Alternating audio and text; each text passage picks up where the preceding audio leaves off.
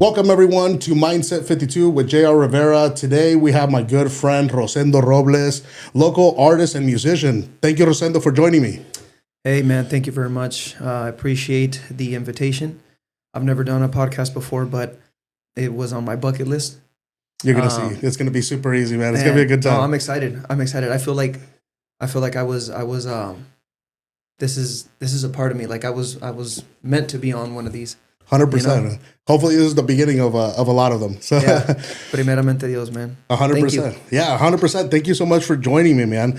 I feel I've been wanting to ask you to be on the show, and thank you so much for agreeing. One of the biggest things is that I wanted to hear your story, man. Yeah. So you're an artist, a musician here in the Midwest, and you're going through your own journey, a very special journey. A journey that has taken you very many places. Yep. Tell me a little bit about Rosendo. Where do you come from? Tell me a little bit about your story, man. I'm a mixture of a lot of things. Pues primeramente, pues de mis padres. My mother's from El Paso, Texas, border town, ahí la frontera de Ciudad Juárez, Chihuahua. My dad's from Ciudad Juárez. My dad was from Ciudad Juárez, Chihuahua. Chihuahua. Yeah. I was raised there for a few years as a kid, up until I was about 5, 6 years old. After that, we moved to Fort Worth, Texas for a little bit. Lived there for a couple of years. And then after that, we moved up here to Nebraska. Porque pues mi dad, he was in the construction field for, the majority of his life. Yeah. Entonces he was always striving, kind of like, I guess you can say, fulfill the American dream, I guess you can say, or fulfill his dream. He was always striving for more. Yeah. And for more. And he voy a llevar a mi familia para acá. And I'm going to take my family over here. I'm going to take my kids over here because I want them, to grow up or to have, something better than what I had. Yeah. I don't know if that was his mentality or that was his goal, because he never told me. He never told anyone. But that's what I feel that he wanted. Yeah. He just wanted something better and bigger and more and more. This underground mission that they have in their veins, right? Yes. Yep. And but I got to rewind back before I was, El Paso and all that. I was born in Kansas. I was born in a small town. Wow. Yep. I was born in a small town, Emporia, Kansas. Yeah, I know where that's at. Yep. I pass through there quite a bit. I go to Dallas a lot. So. Yeah. And that's where I was born. I was never raised there. I've been through there. I've been there a couple of times in my lifetime, a few times, just stop by. Hey, this is where I was born. Yeah. Pero yet again, my parents lived there for I think maybe a couple of years before I was born, or a year before I was born. Pero yeah. And then after that, I was born, I was raised, and I pretty much, you can say I grew up here in the Midwest. We got here to Nebraska when I was about 7 years old. Here to Omaha? In Omaha, yeah. We lived in North Omaha on 33rd and Webster Street. We lived in some apartments. Yeah. Right there on 33rd, Webster, And, they were the happiest times of my life. Man, when I think about it, they were the happiest times of my life, even though, there was a little bit of a struggle. But I didn't see it though. Right. I didn't see it because, gracias a Dios, man, thank God we always had something to eat. Siempre habían frijoles, siempre había sopa, siempre habían tortillas, siempre había, pan or whatever. But yeah, I'm just fortunate, man. And we grew up here. I grew up here. I have a younger brother who is, he's 25. I have a younger sister, Carmen, who is 36, and I have an older sister, Esmeralda. She's 4 years older than me. She's 41. Entonces, we grew up, we grew up pretty good. It's touching to me because, oh man, my parents did. It's like you didn't see the struggle then, but you see it now. And, It's all right, man. Take your time. They bought a mobile home. Yeah. And it wasn't the newest mobile home, but they bought it in payments. Yeah. And I remember, going with them and just making the payments. Yeah. And then I remember when we got it, and man, it was cool. It was cool times. So they bought that mobile home, and um, we still have it to this day. Yeah. They still, well, my dad passed December 6th Yeah. Last year, and but my mother still lives there. Which, by the way, very sorry to hear about Thank that. you. Thank you.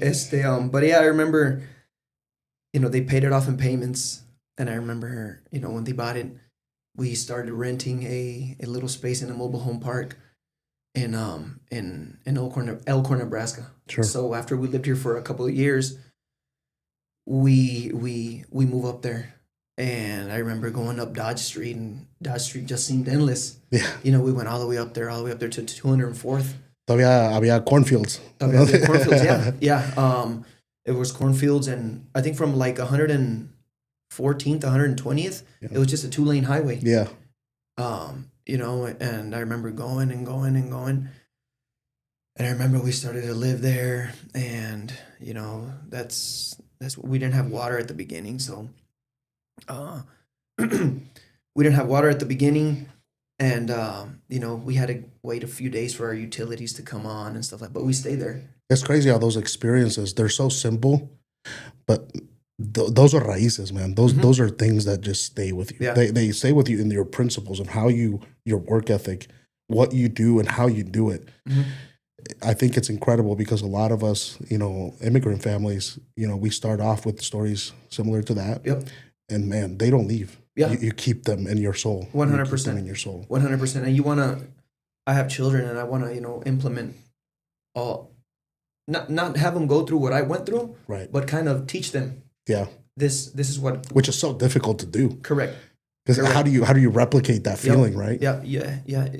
You just try to explain it as best as you can. Yeah. And maybe if there's a little situation where you're like, oh, I'm gonna test my son, see what he thinks, and then you make him go through a certain similar situation like that, just to see his reaction, or her reaction, my daughter's reaction.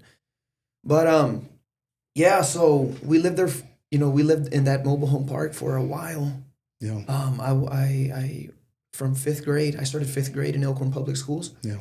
Entonces I was, my sister and I, well, my 2 sisters, my brother wasn't born yet, my 2 sisters and I, we lived in that's where we went to school. I was in 5th, I remember I entered 5th grade. I started the 5th grade in Elkhorn Public Schools. I was the only Hispanic kid in my grade. It's predominantly white, right? Yeah. My sister too, Carmen, she was the only Hispanic girl. I think there was another one, but she didn't speak Spanish. Okay, yeah. But yeah, we were the only, like, around the only Hispanic kids in that school. Yeah. And it was tough at first. It was really hard at first because, man, kids are cruel. Yeah. Kids are cruel, and they'll say they'll say what comes to their mind. So, of course, the little smart racial little comments and stuff like that. But I've always been a real cool, calm, and collect person. So I've always found the positive in the situations. Yeah. And I've always said to myself, hey, I remember when I was a kid and we were in class or whatever, or we were at recess doing whatever, and somebody said something really smart, or somebody said something to kind of aggravate me. I'd be like, man, I'm gonna make this dude my friend. Yeah. This dude's gonna be my friend by the end of in a few months, by the end of the year. Watch. That's unique. I'm gonna show this dude that I'm not what he's saying. Yeah.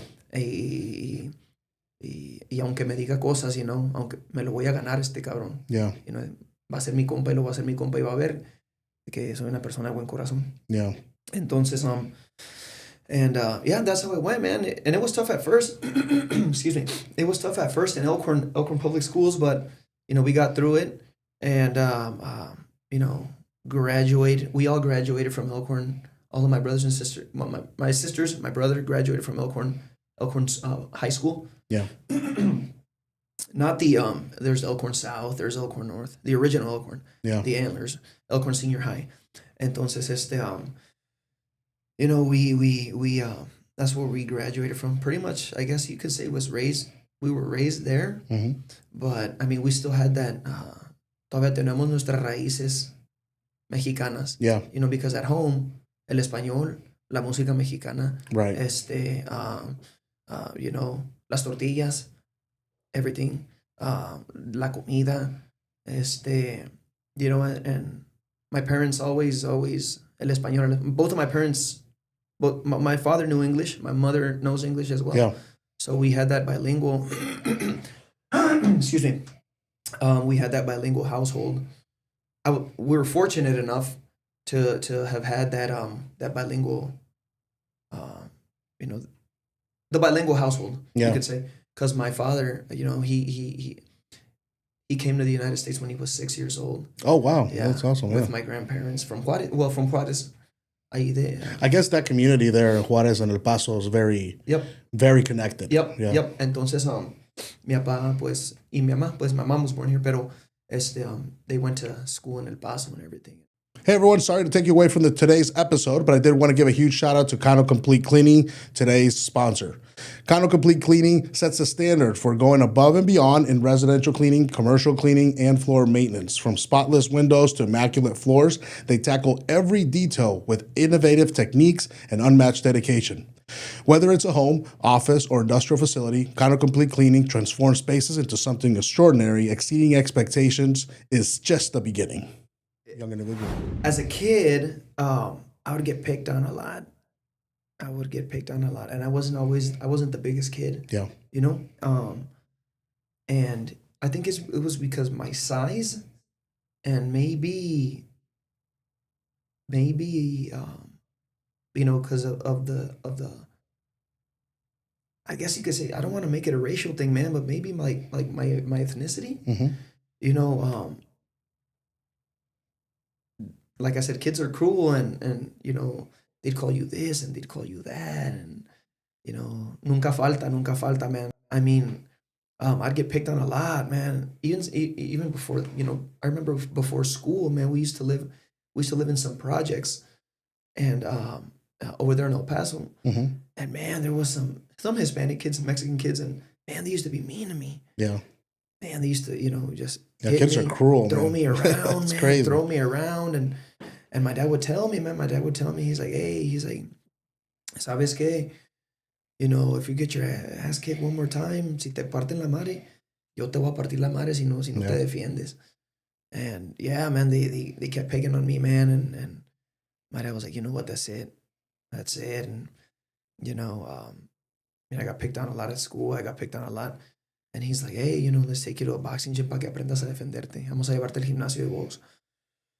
So, I started boxing, man. I think I was beginning of 6th grade. Oh wow, you were young. Mm-hmm. End of 5th grade, beginning of 6th grade. And I started training. And, I fell in love with the sport. Here in Omaha? Here in Omaha, I started training at there was a club. It was called the Downtown Boxing Club. I boxed there for about a year, and I learned the basics there, and it was a good time. But after that, there was a little miscommunication between myself, my father, and the coaches there. Mhm. Entonces, we decided to take a different route and go to another gym in North Omaha, the CW Boxing Club. Entonces, that's where Terence. That's where I met Terence. That's where I met. He was training there at the time? Not yet. Mhm. I guess he had already trained there before, but then he had taken some time off to do other sports.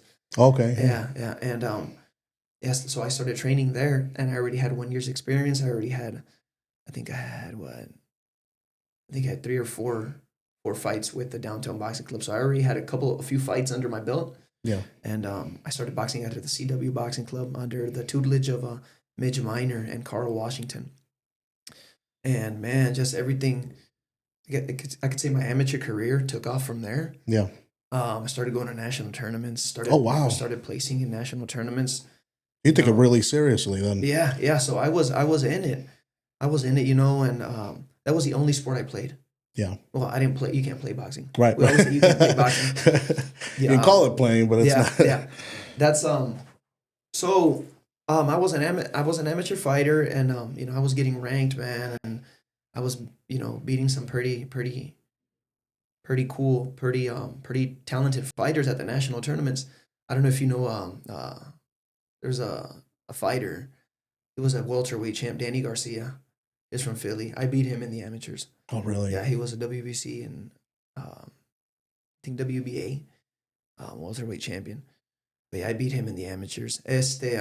So they after a while, I was fighting for a while, and all of a sudden, this black kid comes in, and he's like, "Hey, man, they got this new little kid, and he's coming in, and he says, he wants to spar with you, and he's gonna whoop you, and this and that, and I was never like the shit talker, or the aggressive. Like, come on. I was like, okay, cool. That's what he says, Yeah. So be it, whatever. I guess when the time comes, we'll see what's up. So, yeah, man, we got in there, we sparred, and he had been out for a while. And I hit him with some body shots and everything like that, and he just wasn't in shape. Yeah. He just wasn't in shape, and I knocked the wind out of him. Yeah. But so you can say you knocked the wind out of Bud Crawford. That's crazy. Yeah. I mean, like I said, we were kids. Yeah. But he tells me all the time. He's like, "Hey, man," he's like, all those sparring sessions and all that. He's like, "Man, that's what kept me going." Yeah. He's like, "That's what kept me going," and watching you train and us, because man, it was crazy because we'd get in the boxing ring. And the whole gym would just get quiet. I'm like, Bud and Rosendo was sparring. Let's watch him. Yeah. Boom, boom, boom. Oh, boom, oh, like boom, boom, boom. Oh, like damn, these guys are going at it like a fight. Yeah. Went from sparring to getting a little serious. And it's crazy because I heard this in another podcast. Boxing's the only sport where you can hit someone as hard as you can, and at the end, man, you take off the gloves, man, you give him a hug and be like, "Hey, bro, love you, bro. Good shit." You know what I mean? You hit me with some pretty good shots, man. Thank you. You actually, it's like a learning experience. Yeah, it's the only sport where like you can do that. Like you can crack somebody. It's like, at the end, hey, bro, good work, man. I respect you. It teaches you respect 100%. And so that's what was with me and Crawford. I mean, we'd duke it out, as amateurs, as kids. But then, man, when we would go to tournaments together, we won the nationals together. Wow. Yeah, we won the nationals together. He was 125 pounds. I was 132 pounds. And, it was actually called the Ringside World Championships tournament. So it was actually an amateur world championship. Yeah, we both won the nationals. He went off and won a few more national tournaments as he got older. Yeah, so those are incredible experiences. Yeah, we were like this, man. Yeah. Like in the gym, it was like a competition because he's great, I'm great, but I'm not gonna let him outshine me. Right. And him too, he's like, Rosendo's great, but I'm great. I ain't gonna let Rosendo outshine me. Yeah. So I think that's why I tell a lot of people, that's what makes him so great. Yeah. Because we grew up in that gym. There was a few. You mentioned Grover Wiley earlier. Yeah. He's the one that retired Julio Cesar Chavez, Senior. Yeah. So we were sparring Grover, as amateurs, as teens. So Grover was a pro. Yeah. So and there was other pros in the gym. That's incredible. And her coach was like, "Yo, get your asses in there." Mitch Minor, rest in peace. And he was like, "Yo, get your asses in there." He's like, "I'm sparring him." Yeah, he's a pro. All right. So boom, boom, boom. Like, of course, it started off, they would take it easy on us. Yeah. They would take it. But then, like, it got to the point where we were 17, 18, 19. And it was like, okay. Like, different level of sparring. Yeah. It was different level. So Grover and the rest of the, the pros were like, "Yo, they helped us get to a certain level. And then, when the pros weren't around, Terence and I would get in the ring. Yeah. And it was like, man, I think that's what, how they say iron sharpens iron? Oh, yeah. Yeah. So it was like, boom, boom, boom, boom, boom. You know what I mean? Like, okay, I got you here. No, I got you. No, I got you. No, I got you. No, I got this. No, I got this. To the point where, like, man, like, it was so, we worked so hard to the point where, it just got, that's how great. And I take my hat off to Terence, man, because, he took it to the next level. He, as a senior, 17 and older, amateur, he won some senior amateur titles and whatnot. But I think that's what helped him. And that school that we were taught at the CW Boxing Club, to spar with pros as we were amateurs. Yeah. To spar, shit, you would come in the gym, get your shit on. What? Like, I don't know. Let me see what you got. Yeah. Get your shit on. And they'd throw you in there with someone like me, who was an amateur champion. You know what I mean? But they would tell me, hey, work on your defense with him. He's a new guy. But they would be like, yo, go kick his ass. Go kick Rosendo's ass. I think as long as there's a little bit of humility, and if you're approaching it with hey, I'm here to learn, not so much, let's see how tough I am. That's 100% the mentality that you have to have for anything in life. Mm-hmm. And you get in, you get your ass kicked, man. That's going to happen in everything that you do. I'm sure there's experiences in the, in the music industry that have knocked you down. It's all about getting back stronger. Correct. Everything in life. And that's some of the fundamentals that you learn with sports, especially around those kinds of people that, man, they make such a big difference in the future. What is some of the stuff that you can think of that, is it just work ethic, or is it just the mentality? Because now I'm sure you can translate some of that stuff into the industry that you're in. I say this, and I've had talks with amateur boxing coaches. I've had talks with younger kids.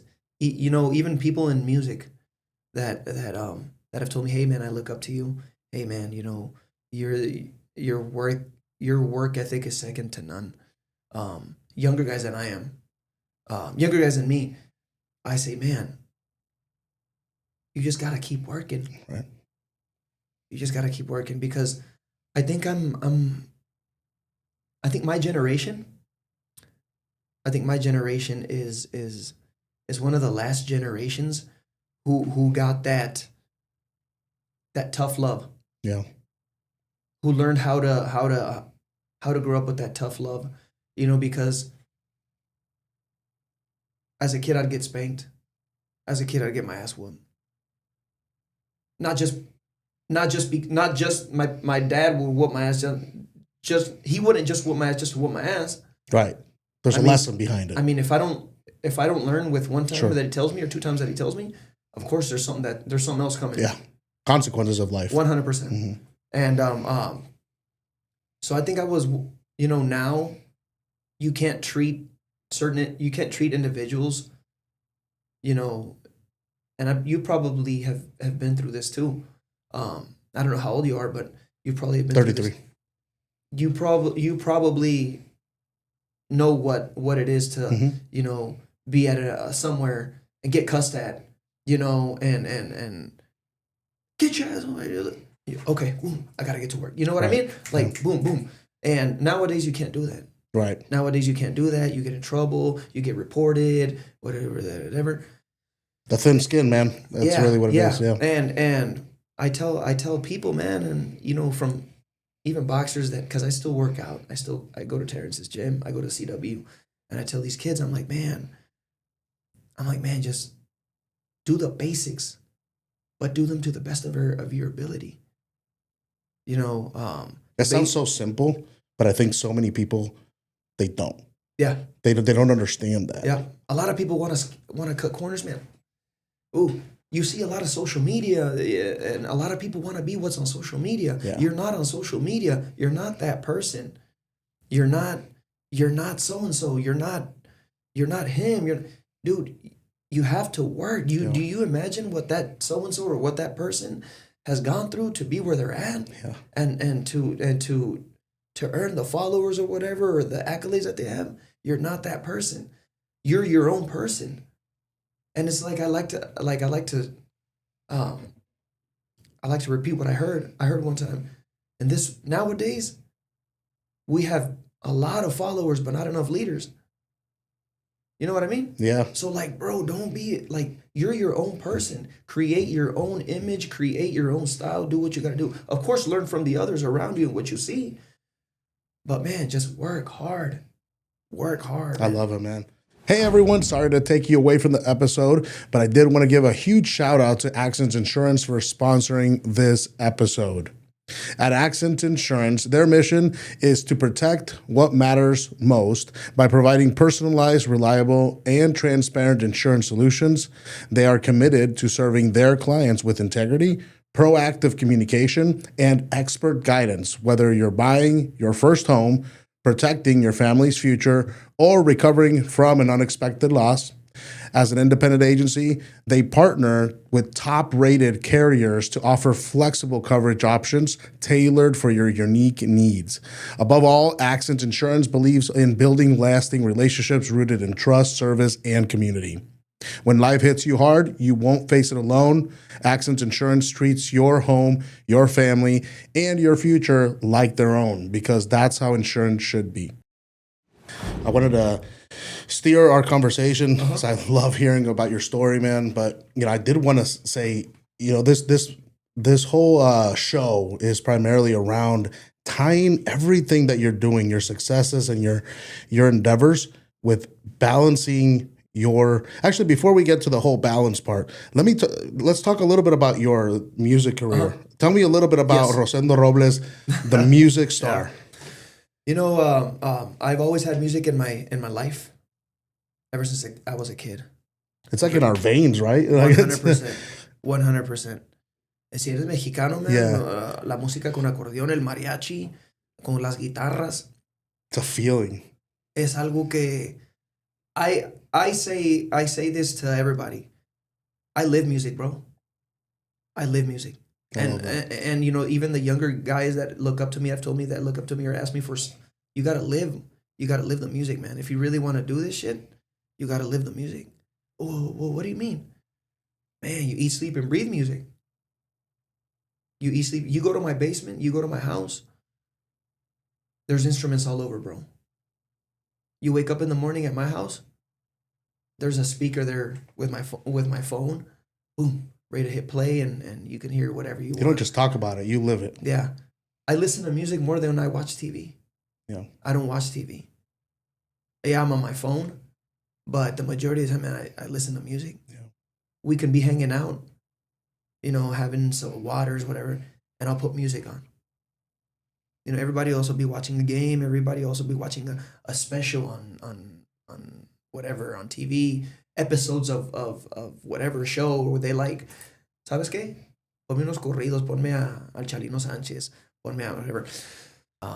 And I knew in my heart, in my mind, I was like, man, I can't be doing this, and I can't be doing boxing anymore. Yeah. I had stepped away from the gym for some time now, and after I won the Golden Gloves here in Omaha, I had stepped away for a while from the gym, and I was just doing I was doing other things, and I said to myself, I remember one time I was sitting in my car, and I remember I had a beer in my hand, and I was like, man, I can't do this, so I have to find something else that I love, that I enjoy, that I feel that I could succeed in. Yeah. Something that I could put my heart into. So I was like, okay. I was like, man, I've always loved music. And there was people before I did music who would tell me, like, man, you got a good ass voice. Yeah. Because I would just sing here and there, Juan Gabriel stuff, Yeah. Man, you got a good ass voice. Have you ever thought of going into music? And I was like, nah, I love music. They're like, man, you should try it. Even people when I was boxing, they're like, man, you got a good ass voice, and you can dance. I used to do little break dance stuff. Yeah. I won the talent show at Elkhorn High. Did you really? I won the talent show at Elkhorn High. Yeah. That's awesome. Beatboxing and a little bit of hip hop. I'm a huge hip hop fan too. That's awesome. By the way, that's what I'm telling you. Like, I'm a huge mixture of a lot of things. Yeah. And I've learned a lot of things in my lifetime. But so So I said to myself, man, let's do music. Let's do music. What's the quickest thing, or what's what's que está a mi alcance? What's at my reach right now that I can do with music? And I thought to myself, okay, well, I go to bars, I go to places here and there. A lot of friends have little karaoke machines. Mm-hmm. I was like, let's start doing karaoke's. I don't have a band. I can't play an instrument. My dad would play a little bit of guitar here and there. But okay, let's start doing karaoke stuff. So I would go to people's houses that had karaoke. Yeah. I'd have a few little drinks, whatever, with them, and I would just do songs, and I'd be on there for a few hours on the karaoke machine. There'd be like, I'd have like people like my friends sit on the couch, and their friends, and it'd be like, hey, otra, otra, cantas bien chingón. And I'm like, oh man, okay. How old were you when you started I was understand that you had a talent for it? I always felt that I had I was on key. Mm-hmm. Like you have that, when you're in music, you have your ear, you have a sense, and you can tell when someone when someone has musical talent, Right. or when someone has vocal talent. Yeah. So I always knew. I mean, like, man, like I'd hear somebody sing, like a Juan Gabriel, a Pedro Infante, a Vicente Fernandez, and I'd imitate them, and my shit would sound exactly the same. I'd be like, man, I could You have a natural ear yeah, for yeah, that. yeah, yeah, and I'm like, natural ears, natural vocals, Yeah. for it. So I'm like, man, I could do that. Or I'd hear somebody sing, and be like, eh. I'd be like, eh. Like, I could do that, and I could do it a little bit higher too. Yeah. So I'm like, A bigger range of vocals. Yeah. So higher range. So you can tell. I've always told myself, like, man, I could do this. Yeah. I could do this. So if I could do this naturally, like if I start working at it and get into it full time, I can probably take it to the next level. Yeah. So that's what I started doing. So I won a few karaoke. I won a karaoke tournament here. I think it was in like 2008. It was called El Verano Musical. It was sponsored by State Farm. Really? Yeah, it was sponsored by State Farm. Greta Ritchie. Oh yeah, I know Greta. Yeah, she was sponsoring it, and it was a 3-month tournament every Sunday at Guacamaya. That's awesome. Yeah, every Sunday at Guacamaya. So every Sunday at Guacamaya, you had a bunch of people. Boom, boom. And it was for a few hours too. So the main prize was $500 cash and a trip for 2 to Vegas. Hey. Everything paid for. Did you win it? Yeah. That's awesome, man. I won that. So I won that. Ya te picaste. You're like, yeah, man. Yeah. I was like, okay, man, thank you. And I thanked everybody. And it was tough. Yeah. It was tough. I didn't think I was gonna win, man. I didn't think I was gonna in the very final concert. I didn't think I was gonna win, because there was this one guy who was singing. It was called like Nube Viajera by Alejandro Fernández. Vuelve a casa, nube viajera. Oh yeah. That's a jam too. And he sang that. And this dude got off stage and was going off with the crowd, and the crowd was like, boom, boom, like, yeah. And I was like, oh, man. I'm like, ya me chingó. Yeah. I was like, he got me.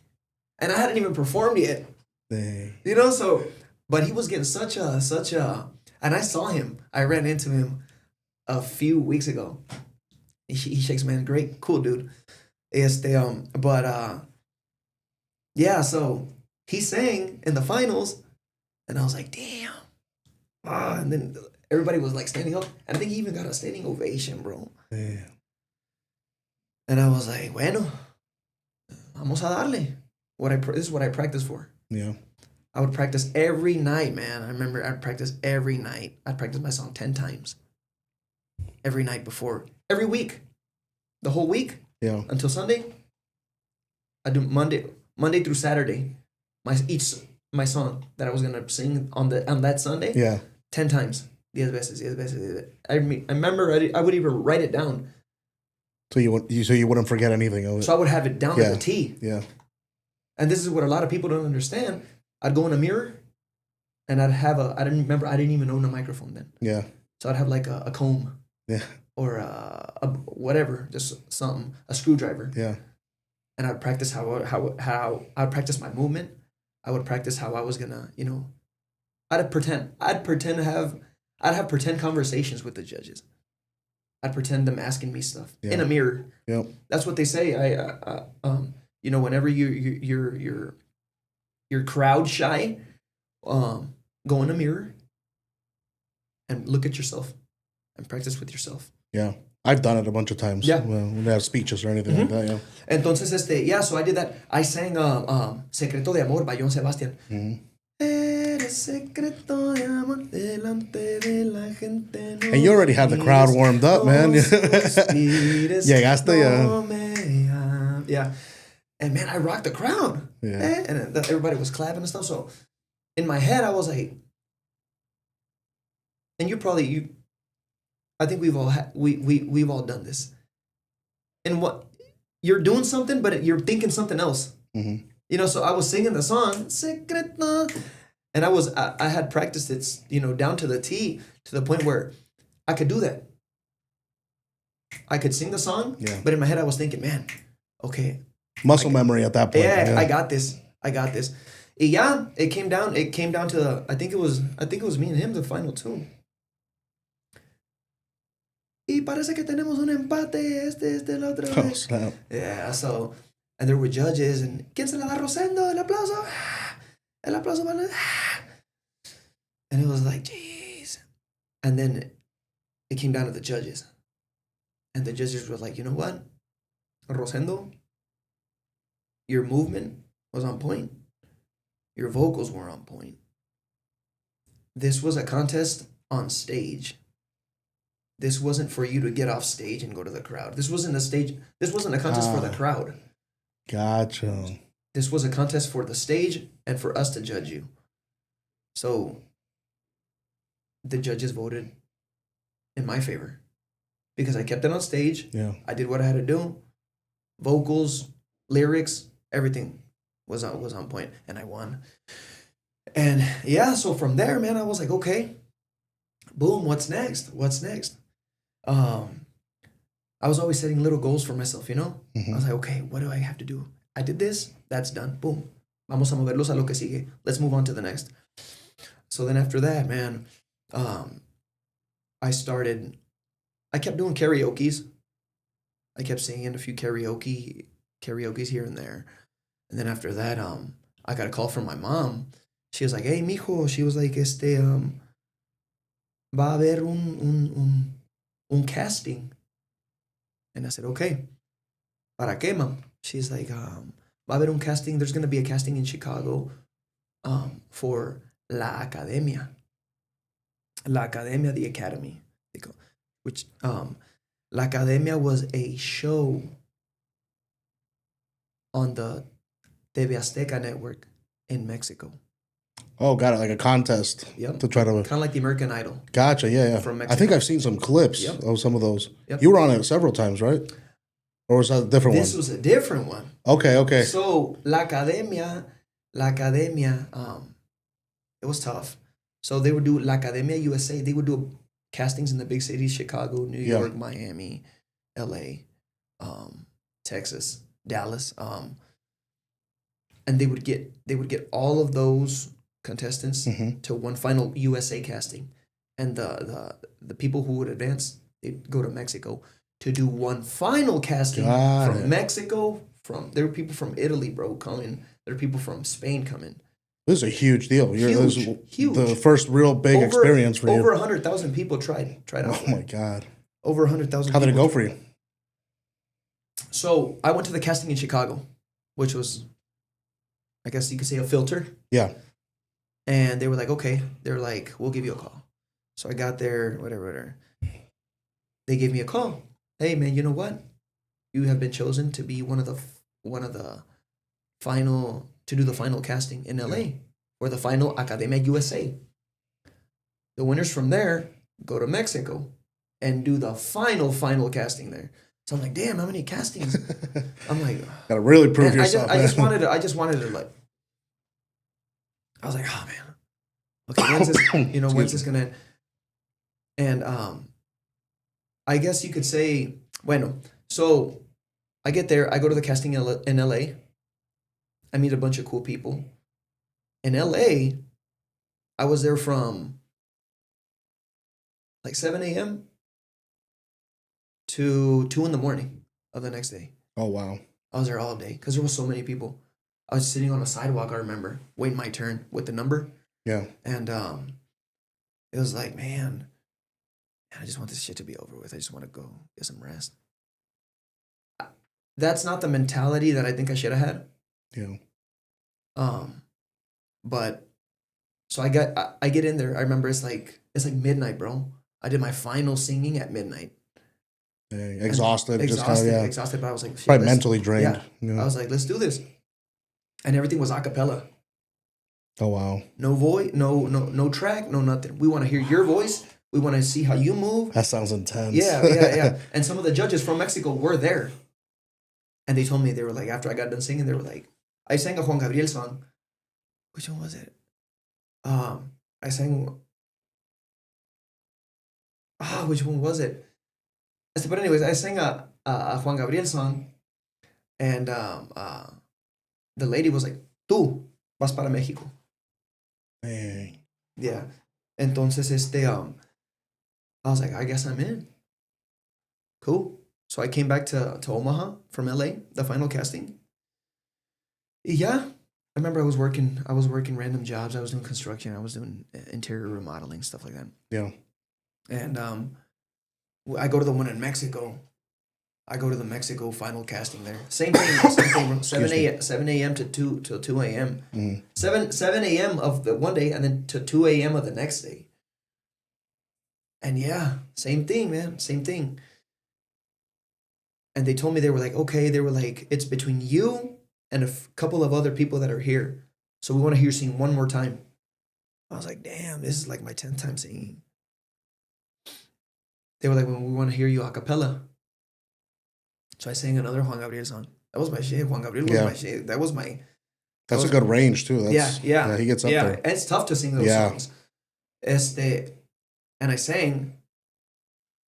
Tú... After I sang, they're like, tú vas a la casa de la academia. Felicidades. Wow. And I was like, what the... I was like, man, I'm in. So la academia, they keep you in a house. Mm-hmm. It's brutal. They keep you in a house. There's no windows. There's no clocks. It's like a training camp. Yeah. For singers. So they keep you in a house. No clocks. You can't even write. You don't have no pens, no pencils. They take away phones. They take away everything. You get one phone call a week. If that. Just all music? All music. Training? Physique, gym work. Mm-hmm. Working on your figure. Drama acting classes. Vocalization classes. And the only time you go out is when you have to go to the concert on Sunday. Gotcha. To the studio. So it's a whole experience. You're submerged into that. In Mexico. Mm-hmm. The very first Academia concert was in Silao, Guanajuato. Wow. It was the one, El Bicentenario.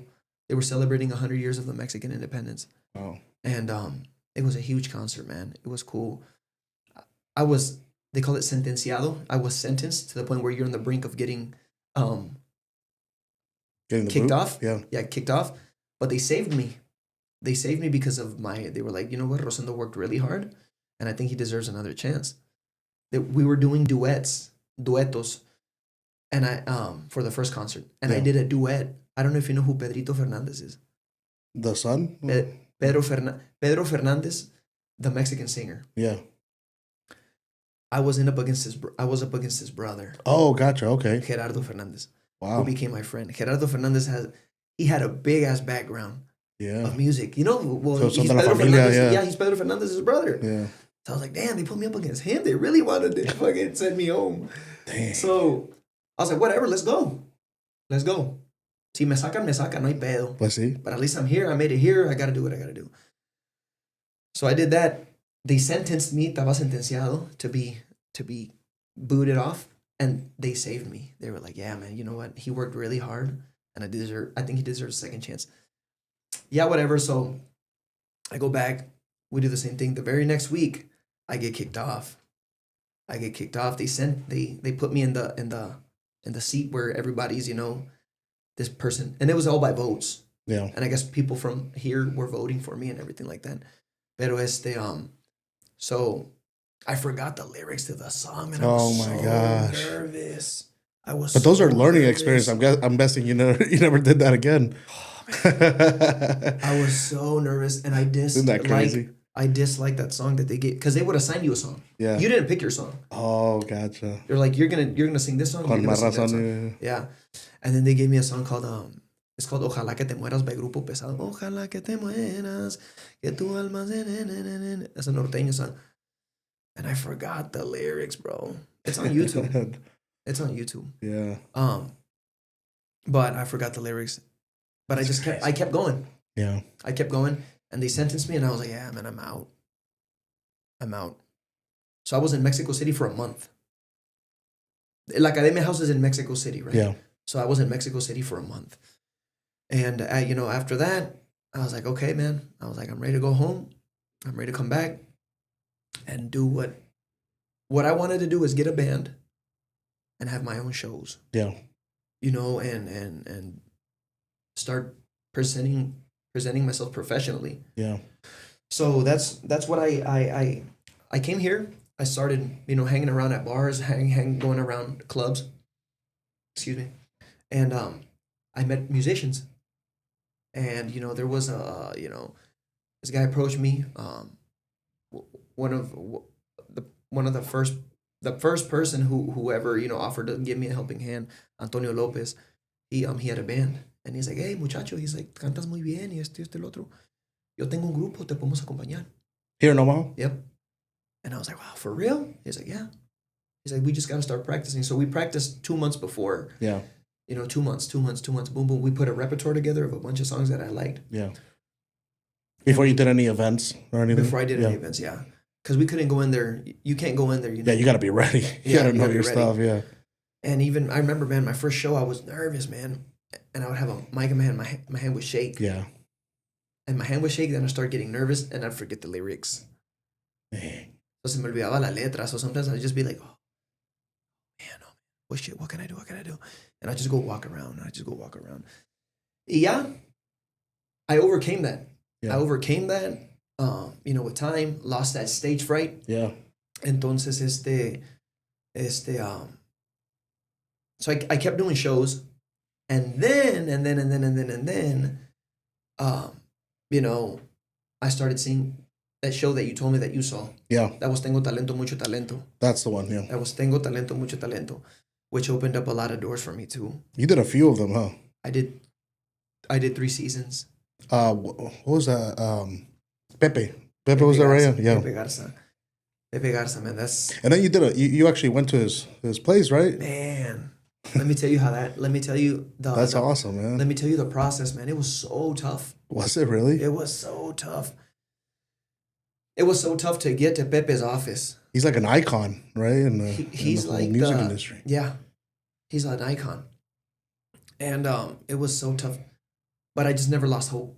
Yeah. So I went to After that, I did the castings for Tengo Talento. They had castings here in the United States, whatever. Yeah. And this is filmed out of Burbank, California. Yeah.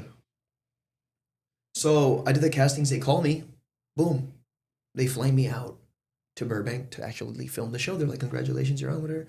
We're going to fly you out. So they fly me out, and I'm on the show. But there, I can choose what I want to sing. Yeah. So I get there, and I'm doing all cover songs. Some of my favorite cover songs. So it's quarterfinals. No, it's preliminary rounds.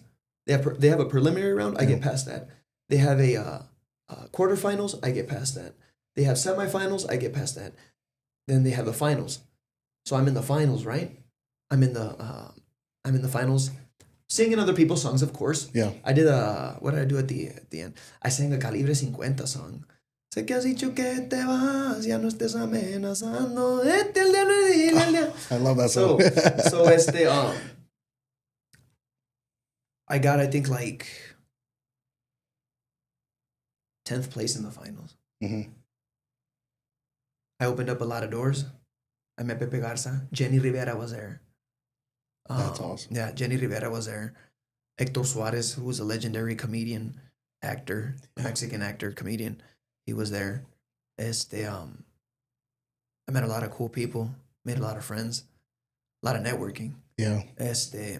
So then after that, a year passed, or a year and a half, I was like, let's do this shit again, but I'm going to go with my music, my own songs, my own lyrics, my own style, my everything.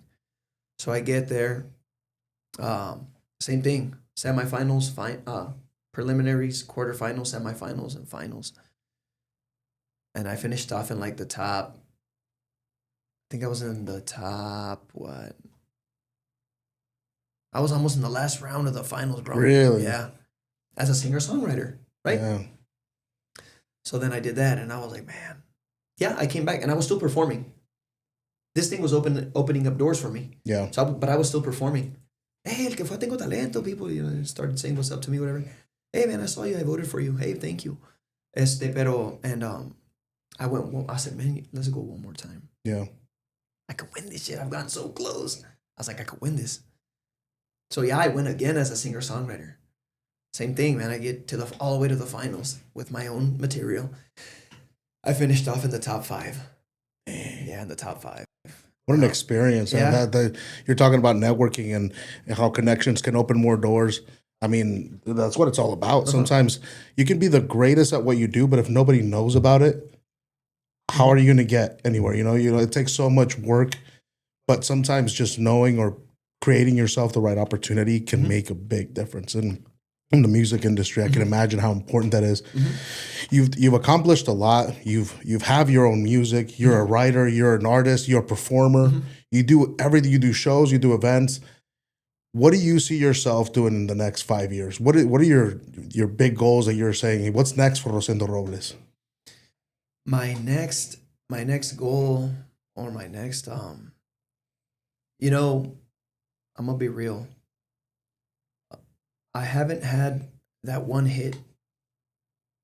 That a lot of artists, have that one hit that takes them boom. Yeah. And I say this to a lot of people. I might not be the most talented. I might not be the best singer. But man, I feel like I have that heart. That heart that you're just born with, Yeah.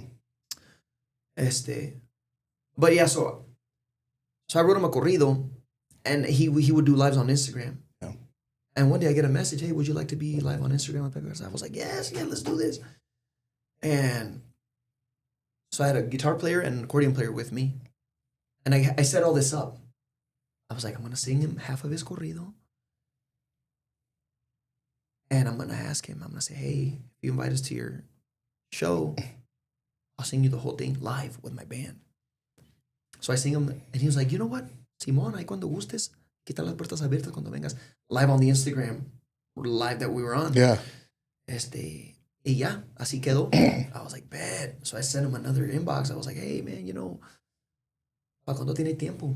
Me llevó a todo el grupo conmigo. He gave me a date. It was a few months later.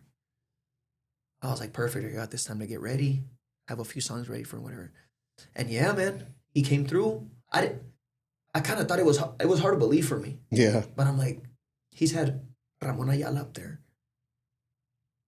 Excuse me. He's done stuff with Vicente Fernandez. He's done stuff with Bronco. He's done stuff with Gerardo Ortiz. And he's going to have me up there? Somebody... Hard to believe, huh? It's like your own a complete unknown, I guess you could say. There's a movie called The Complete Unknown, which is a good movie. It's the Bob Dylan story. He's a singer-songwriter from back in the 60s, 70s. Legend. But yeah, a complete unknown. And he's going to have me up here. And not not a lot of people believe me. I don't think the músicos, they were like, okay, cool. Nomás siguiéndome el rollo, just, okay, he's going to go up there to Pepe's office. And when the time came, I was like, let's go. We jumped in my van. We went up there. I paid for I saved up for this, man. I paid for everybody's hotel, paid for a couple of meals for them. Which is a whole side of the industry that you probably don't see. Bro, I went broke. Yeah. I went broke for that. Not broke, but like when I came back, I was like, damn, like I'm very low on money. Yeah. I have to save up for, to do what I had to do. And I was renting at the time too. But, so I got that out of the way. After that, man, it was just like, what can I do? And I've always been like that, especially with the music. Yeah. Get this done? Okay. ¿Qué sigue? What's next? What's next? Don't dwell too much on what you've done. Right. What's next? What's next? What's next? So, man, you asked me what I look forward to doing in the next 5 years is that, God willing, con la ayuda de Dios, man, primeramente Dios, keep writing. And I keep writing music. I have a mariachi album that's coming out. That's awesome. Yeah, I have a mariachi album that I plan to release it in September, which is the Mexican Independence Day month. Yeah. It's one of my favorite projects I've done. I've released a lot of singles. All of my music is on digital platforms, Apple Music, Amazon Music, everywhere, Spotify, Pandora. I can truly say, man, that I'm really blessed because I purchased a house with my musical earnings. That's amazing, man. And thank you. And I never, I can say, music. I'm not rich. I'm not rich and famous. But man, I guess I'm blessed. I feel that I'm blessed in that aspect, Yeah. Like, man, like with my music earnings, I bought this house. You're achieving your goals and you're doing it your way. You're making your life and you're creating your journey your way, which is phenomenal, man. So many people have goals and ambitions, but do they actually put in all that work, go through all those experiences, and actually keep it going for long enough for it to succeed? A lot of times they fall short. You're talking about almost a decade of persistence to get to that place that would open the doors.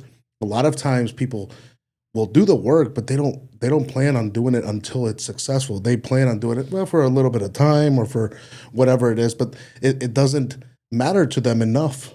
And when it matters to you enough, I feel like you will work on it and continue to make it your priority until you get there, until you achieve them. I'm excited for you, man, because it's no doubt. It's very apparent that you have talent. We listen to your music, man. It's phenomenal work, and you're doing it all out of your own. Like it's coming from you. It's not repeated or anything like that. It's your stuff, which is phenomenal to see. It's refreshing to see in an industry that sometimes there's a lot of copycats, right? Yeah. So you're doing everything. You're doing it your own way. We're so excited to see what's next for you, man. See you continue to shine, continue to hit those goals. I want to get you back on the podcast. Hopefully at the end of the year and see where you're at now. I'm guessing there's going to be so many more experiences, many more things.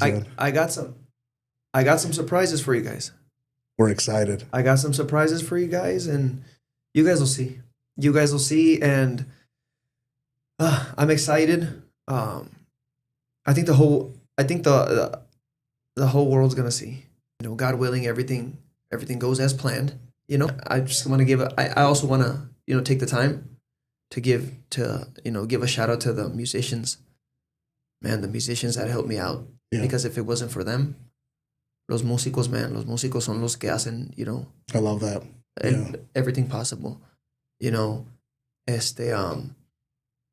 Such a group effort. Yeah, the tuba player that helps me, el amigo Francisco, the drummer, el baterista, el amigo Gamaliel, the accordion player, Julian Pulido,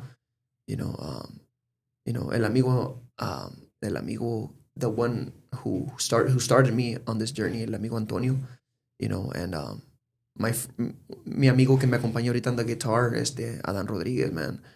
And, you know, all the musicians that have helped me throughout I still keep, you know, one thing I've always kept is my good relationship with people. Yeah. Every single musician that has helped me out that doesn't help me out anymore will still help me out when I ask. That's incredible. That means a lot. And I tell musicians that, like, I've never had any issues with money, with nobody. Yeah. I've never had any issues with disrespect, because respect is the first thing. Right. That out of everything, respect is the first thing, 100%. Right. So I want to give a shout out to the músicos, man. I want to give a shout out to my mother, who is, you know, my biggest supporter, man. My sister Carmen, my sister Esmeralda, my brother Carlos, all of my family. You know, rest in peace to my father and my grandfather, who passed away December 6th, man. You know, my father was my hero. Yeah. He was my role model. He was my he was my pillar. It's just he was my best friend. And you know, it's unfortunate that, you know, he had a pass, you know, alongside his father, my grandfather. But, you know, I just hope he's watching over me and watching over us, and I wanna thank you, and hopefully we can. I feel like I have a lot of stuff that because of the time, I feel like I have a lot of stuff that I still have on my chest and I still have in my mind. I also wanna you know, give a shout out to you know, a todos los latinos. Quiero mandar un saludo para todos los latinos, todos los inmigrantes que desafortunadamente unos pues ya no están aquí en los Estados Unidos. Quiero decirle a la gente latina, a la gente mexicana, a la gente hispana, you know, que le echen ganas, no se den por vencidos, y que, you know, to have faith, nunca pierdan esa fe, que las cosas van a mejorarse. And, you know, if there's anything that I can do for anyone, you know, I might not have much, but if there's anything that I could do for anyone, you know, I'm here. You know, Viva Mexico. I love that message, man. Viva los Latinos. I think it's important for us to. Yep. Better times are upon us. 100%. Los días mejores están por venir, mi gente, no pierdan la esperanza. Y pues aquí estamos. Estamos pasando por momentos difíciles. We're going through some tough times. It's unfortunate, man, but you know, I'm here for anyone. I'm here for anyone who needs guidance or any words of advice or support. 100%, man. Sorry, I didn't mean to cut you off, but 100%. I think it's so important for us to make our voice heard and to, you know, say the words that need to be said in the moments of crisis, in the moments of need. So, and to the people who, you know, were saying, hey, you know, why are you doing this? Why are you protesting? Why are you supporting? Why are you putting this shit up on? Because I can and because I want to. And if, you know, God gave me a voice and God gave me a platform, I'm going to go ahead and do it. Because, you know, I come from immigrants. That's where I come from. Those are my roots. And I'm a firm believer of never forget where you came from and who you came from. I stand on what I believe in. Yeah. I stand on what I believe in, and you know, I know people, and I've seen people who a few years ago,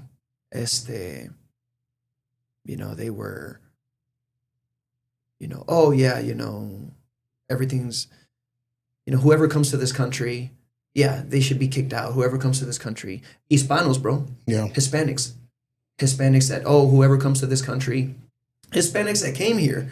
Right. You know, oh, whoever comes to this country shall be kicked out, whatever, illegally, you know, kick all of them out. And now that this is all happening, it's kicking them in the ass. Yeah. You know, because they have a family member, they have you know, they know someone who's getting deported, who's going through all this stuff. So don't be fake.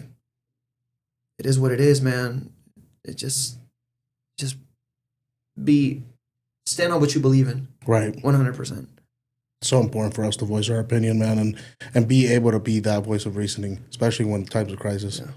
I appreciate you, man. Rosendo, thank you so much for being on my podcast. We will have to have a part 2 for this, man. There's so much more to talk about. Absolutely, man. God willing, primeramente Dios, man. Like you said, in the wintertime, or a few months down the road, I'm always open, man. I'm a phone call away or a text message away. We'll have to run it back. Thank you so much. Sir. Appreciate it, man. God bless you.